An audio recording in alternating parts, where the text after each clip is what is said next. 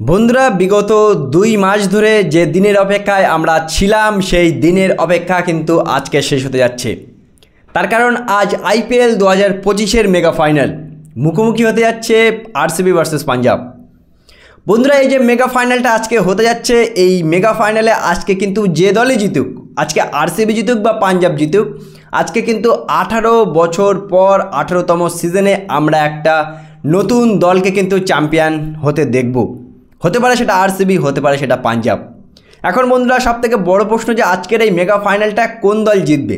দুটো দলই নতুন, দুটো দলই তারা প্রথমবার ট্রফিটা ছুঁয়ে দেখার স্বপ্ন নিয়ে আজকে নরেন্দ্র মোদী ক্রিকেট স্টেডিয়ামে মাঠে নামবে সন্ধ্যা 7:30টায়। কিন্তু কোন দল এগিয়ে থাকবে বা কোন দল কতটা শক্তিশালী? দেখো বন্ধুরা, আমরা জানি আরসিবি এই টুর্নামেন্টে পাঞ্জাবকে 2বার হারিয়েছে, কিন্তু পাঞ্জাব সেকেন্ড কোয়ালিফায়ার ম্যাচে যে হিসেবে মুম্বাইয়ের মতো টিমকে হারিয়ে দিয়ে তারা ফাইনালে উঠেছে, কনফিডেন্স বা আত্মবিশ্বাস কিন্তু পাঞ্জাবেরও হাই থাকবে। দেখো বন্ধুরা, আজকে আমরা জানি যে আজকে বেশিরভাগ মানুষ এটা চাইবে, যারা আরসিবি হেটার্স তারা চাইবে বিরাট কোহলি যাতে আইপিএল টপে ছুঁয়ে না দেখতে পারে। কিন্তু একজন চেন্নাই ফ্যান হিসেবে আমি গর্ব করে বলতে পারি যে আমি একজন চেন্নাই ফ্যান হিসেবে আমি এটা দেখতে চাই যে বিরাট কোহলির মতো লেজেন্ডের হাতে একটা মাত্র আইপিএল টপে উঠুক। দেখো বিরাট কোহলি বা আরসিবি এর আগে তিনটে ফাইনাল হেরেছে, 2008 সালে, 2011 সালে, 2016 সালে। 3বার ফাইনাল হারের যে যন্ত্রণা, 18 বছর ধরে যে 9000 রান করে বিরাট কোহলি আরসিবির টিমকে একাই বয়ে নিয়ে যাচ্ছে, সেই বিরাট কোহলির মতো মহান খেলোয়াড়ের হাতে আমরা কিন্তু একটা আইপিএল টপে দেখতে চাই বন্ধুরা। ওদিকে শ্রেয়াস আইয়ার বিগত 2024 সালে সে কিন্তু কলকাতাকে চ্যাম্পিয়ন করিয়েছে, তার মানে সে ব্যাক টু ব্যাক দুটো আইপিএল ফাইনাল খেলছে বন্ধুরা। শ্রেয়াস আইয়ারের কাছেও কিন্তু অনেক লাক আছে, যে লাকটা হয়তো আরসিবির কাছেও নেই। তার কারণ বিগত 2 বছর ধরে রঞ্জি ট্রফি থেকে শুরু করে Syed Mushtaq Ali trophy, champion trophy বা কলকাতাকে জেতানো থেকে শুরু করে যে কটা ফাইনালে শ্রেয়াস আইয়ার পৌঁছিয়েছে অ্যাজ এ ক্যাপ্টেন, সেই টুর্নামেন্ট কিন্তু শ্রেয়াস আইয়ার জিতেছে বন্ধুরা।